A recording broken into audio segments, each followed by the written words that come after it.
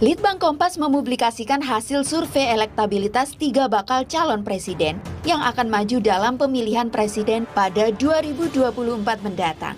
Hasil survei yang dilakukan pada periode 27 Juli 2023 hingga 7 Agustus 2023 menunjukkan ketatnya elektabilitas ketiga baca pres. Dalam simulasi ketiga calon, tingkat keterpilihan bakal capres dari PDI Perjuangan mencapai 24,9%. Sementara Ketua Umum Partai Gerindra, Prabowo Subianto, memperoleh tingkat keterpilihan 24,6% dan Anies Baswedan yang diusung Koalisi Perubahan untuk Persatuan memperoleh tingkat keterpilihan 12,7%. Survei yang sepenuhnya dibiayai oleh Harian Kompas ini memiliki margin of error plus minus 2,65%. Dari hasil survei Litbang Kompas, proporsi elektabilitas masing-masing calon menunjukkan adanya perbedaan di Pulau Jawa dan di luar Pulau Jawa. Ini cenderung dikuasai oleh Ganjar ya, dan dengan dukungan yang kami temukan saat ini 39,6% suara. Sementara Prabowo 28,8%, kemudian Anies di 16,7%. Nah, Ganjar ini menguasai Jawa Tengah, lalu Jawa Timur dan DIY terutama. Sedangkan Prabowo menguasai Jawa Barat dan Banten. Nah, kalau Anies ini masih unggul di Jakarta. Nah, kalau kita lihat di luar Jawa, ini memang cenderung dikuasai oleh Prabowo dengan persentase 34,7%, sementara Ganjar 27% dan Anies sekitar 22,3%. Nah, di luar Jawa, Prabowo ini unggul di Sumatera, Kalimantan, dan Sulawesi. Sedangkan Ganjar lebih unggul di Bali, NTT, dan gugus Pulau Maluku, Papua.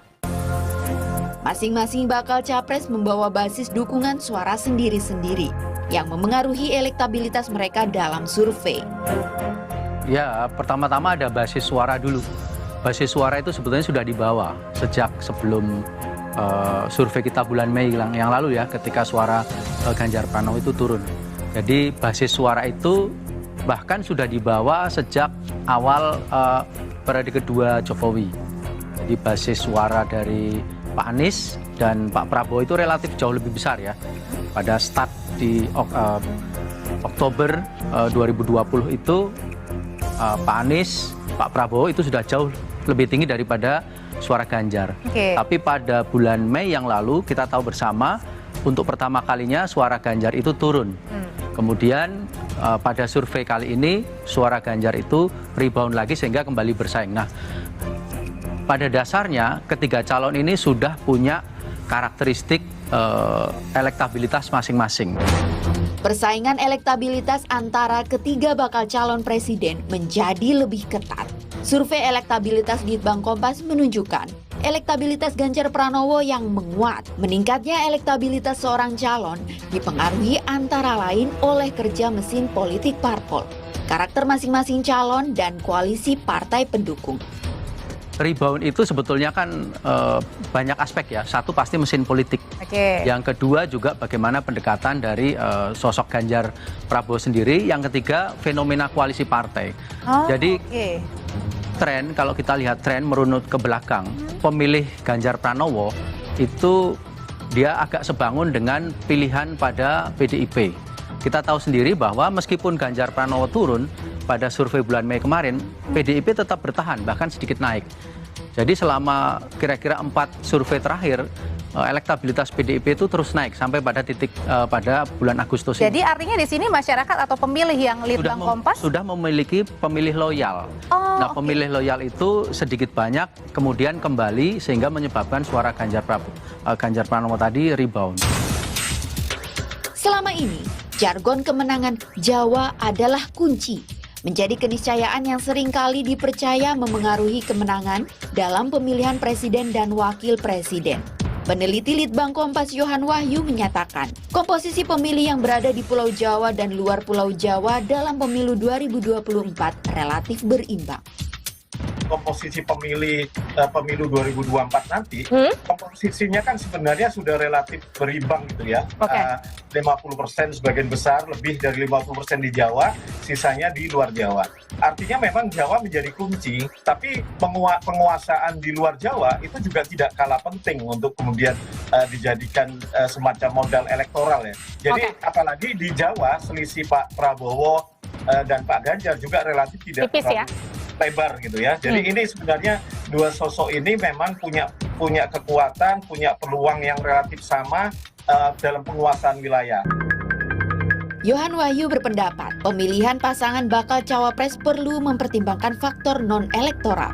Salah satunya adalah keberimbangan kapital sebagai modal selama proses pemilihan presiden. Selain pertimbangan elektoral, penentuan cawapres ini juga akan mempertimbangkan sisi-sisi non-elektoral.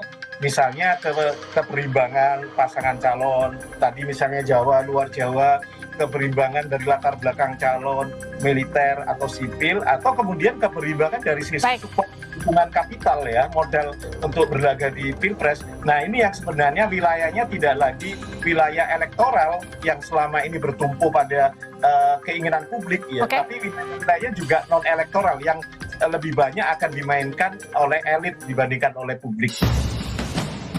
Elektabilitas bakal capres atau kombinasinya dengan bakal cawapresnya kelak memang menjadi modal partai politik pendukungnya dalam menghadapi pemilu 2024 mendatang. Bagi rakyat negeri ini, kuasa parpol atau koalisi parpol untuk mengajukan pasangan bakal capres dan bakal cawapres adalah mandat yang hanya memiliki satu alat ukur mutlak. Para bakal pasangan calon mutlak mengemban amanat kesejahteraan rakyat tanpa korupsi, tanpa manipulasi, tanpa basa-basi.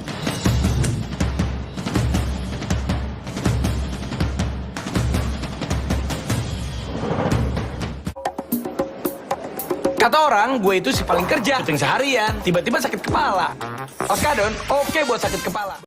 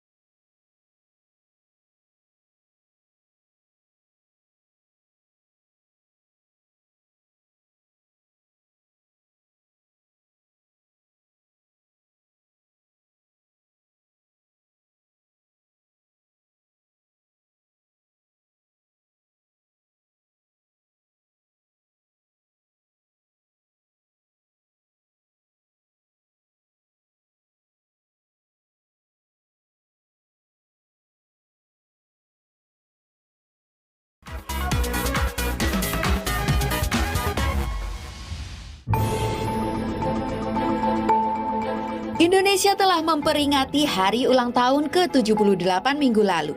Kemeriahan serta kegembiraan pun dapat dirasakan dari berbagai penjuru negeri. Namun terkait kemeriahan ini, beredar video dengan klaim baju yang dikenakan Presiden Joko Widodo saat upacara berasal dari Tiongkok.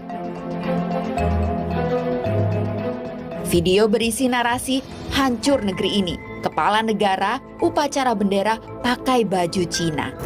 Namun setelah dicek kebenarannya, info yang beredar adalah disinformasi. Penelusuran menemukan video yang beredar merupakan potongan video Presiden Jokowi saat menghadiri upacara HUT RI di Istana Negara. Namun, Presiden Jokowi tidak memakai pakaian Tiongkok. Ketua Lembaga Dewan Adat Keraton Kasunanan Surakarta Hadiningrat, Gusti Kanjeng Ratu Wandansari Kusmurtiah menyebut, pakaian adat yang dikenakan Presiden Jokowi merupakan salah satu jenis baju kebesaran Raja Keraton Kasunanan Surakarta Hadiningrat Sri Susuhunan Pakubuwono. Ageman Songko Singkepan Ageng memiliki makna bahwa pemakainya merupakan komandan yang tertinggi. Artinya, yang memakai baju tersebut seringkali raja-raja Surakarta terdahulu.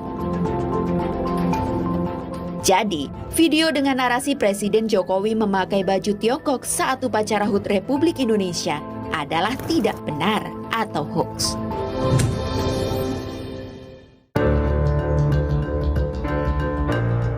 Beredar video dengan klaim penemuan 15 ton sabu di Pondok Pesantren Al Zaitun. Unggahan tersebut disertai narasi, ditemukan lagi. Kali ini 15 ton sabu ditemukan di bawah tempat tidur Panji Gumilang. Namun, setelah dicek kebenarannya, informasi yang beredar tidak benar atau hoax.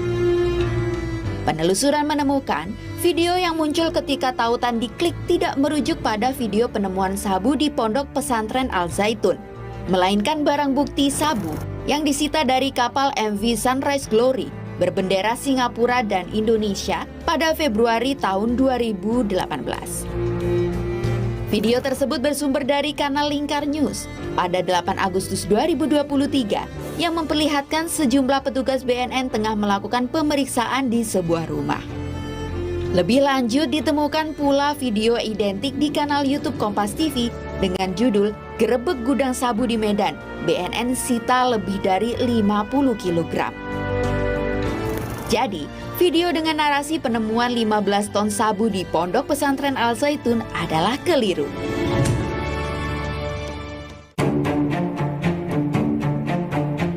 Beredar video yang memperlihatkan seorang pria membacakan dokumen rahasia Perserikatan Bangsa-Bangsa yang diklaim berisi agenda untuk menciptakan tatanan dunia baru atau New World Order 2021 sampai 2030. Pria tersebut membacakan agenda-agenda penciptaan New World Order, beberapa di antaranya peniadaan uang tunai, penyatuan pasukan militer, sampai dilaksanakannya program depopulasi manusia di dunia. Namun setelah dicek kebenarannya, info yang beredar adalah disinformasi. Faktanya, dilansir dari Tempo.co, diketahui dokumen yang sedang dibahas merupakan agenda Sustainable Development Goals. Adapun agenda yang dimuat dalam SDGs terdiri dari 17 tujuan yang hendak diwujudkan secara global sampai tahun 2030 mendatang oleh PBB. Di antaranya agenda terkait pangan, kesehatan, pendidikan, kesetaraan gender, lingkungan dan ekonomi yang telah disepakati oleh sejumlah perwakilan negara PBB di New York pada 25 hingga 27 September 2015. Namun diketahui, kesepakatan itu tidak memiliki klausul menyatukan pemerintahan dunia, melainkan mendorong masing-masing negara untuk melaksanakan agenda-agenda tersebut. Tidak ada agenda-agenda dalam video klaim pada kesepakatan SDGs ini. Lebih lanjut, klaim bahwa PBB akan menciptakan tatanan dunia baru telah menjadi teori konspirasi global. Dilansir dari AAP, pada 18 September 2020, adanya dokumen agenda yang menciptakan tatanan dunia baru juga telah dibantah juru bicara PBB dan disebut sebagai klaim keliru. Jadi, video dengan narasi dokumen New World Order 2021 hingga 2030 milik PBB adalah tidak benar atau hoax.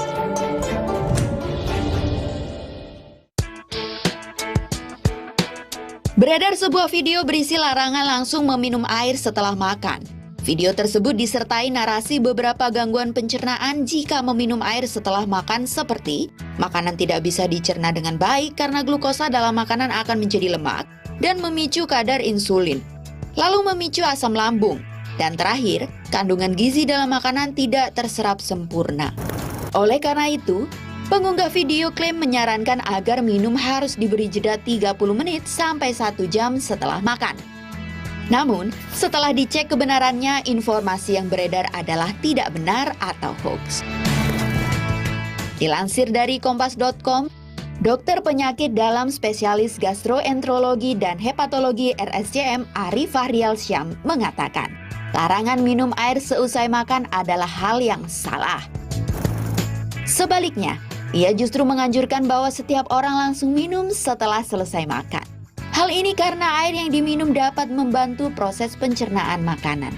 Lebih lanjut, Ari mengungkapkan, tidak minum sehabis makan justru menyebabkan gangguan pada lambung, karena makanan akan sulit diproses oleh lambung dalam sistem pencernaan.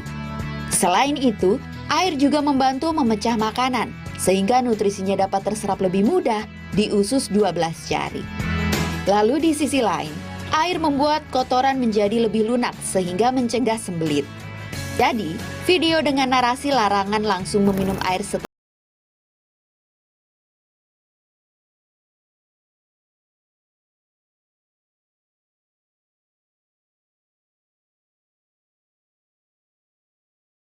upaya dan harapan menjadi kunci utama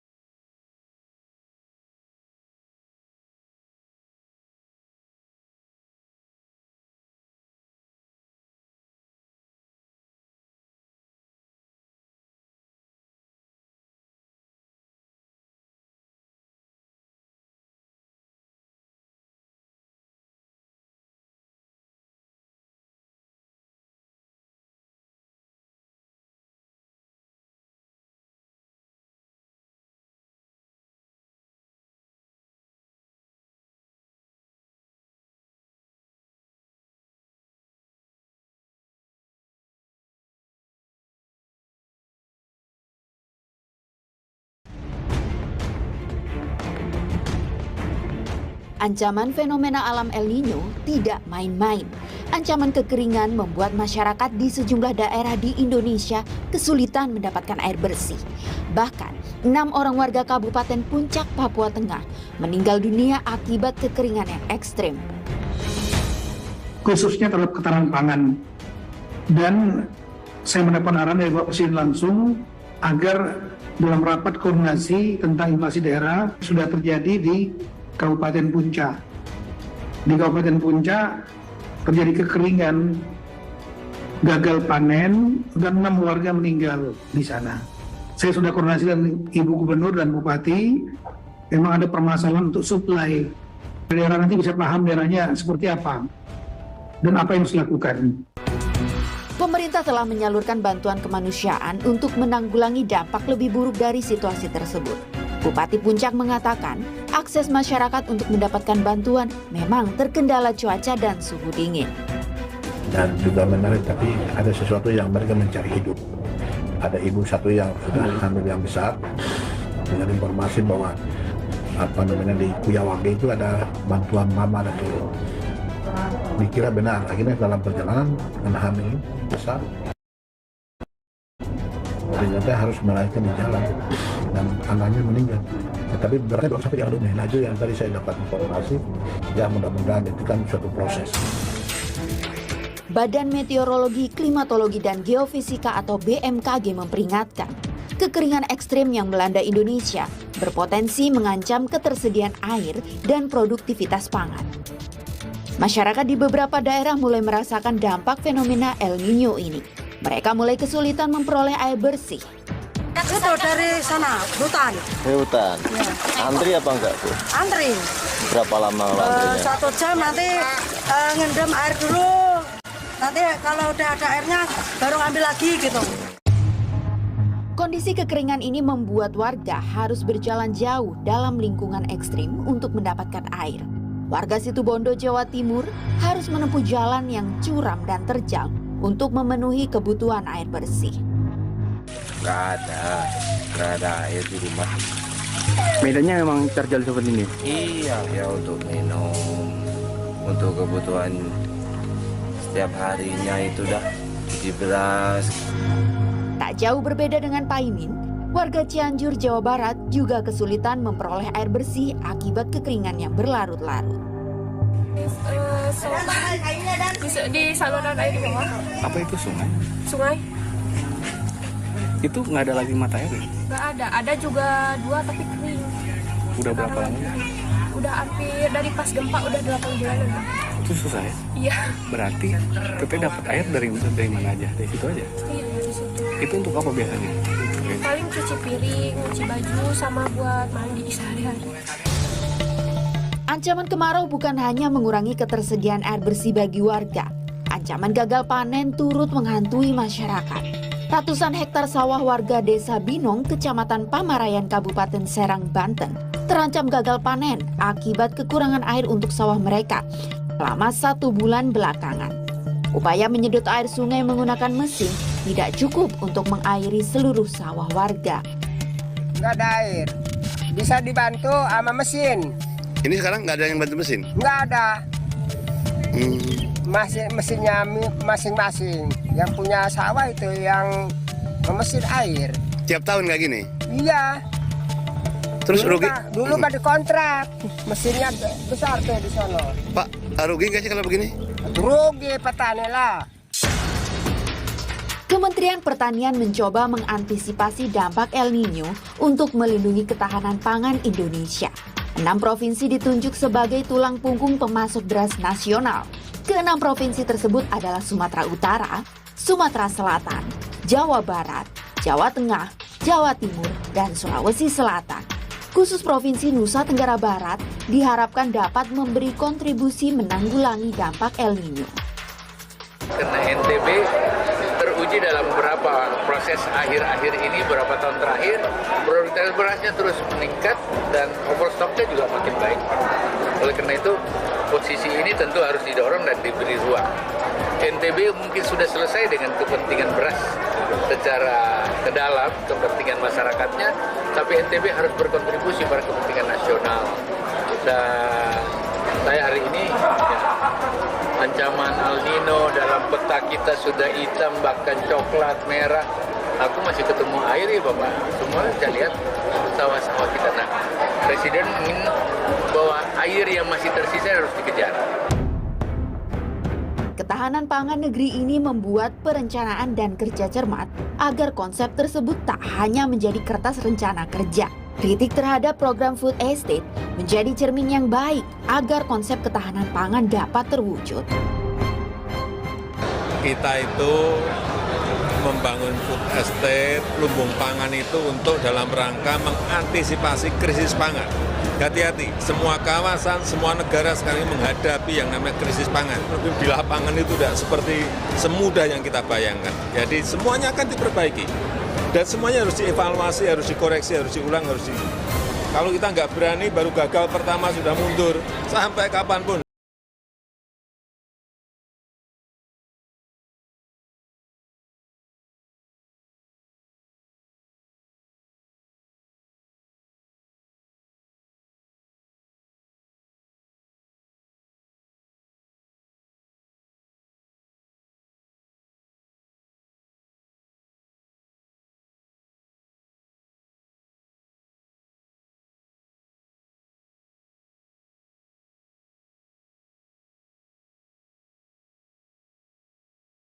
Iskandar.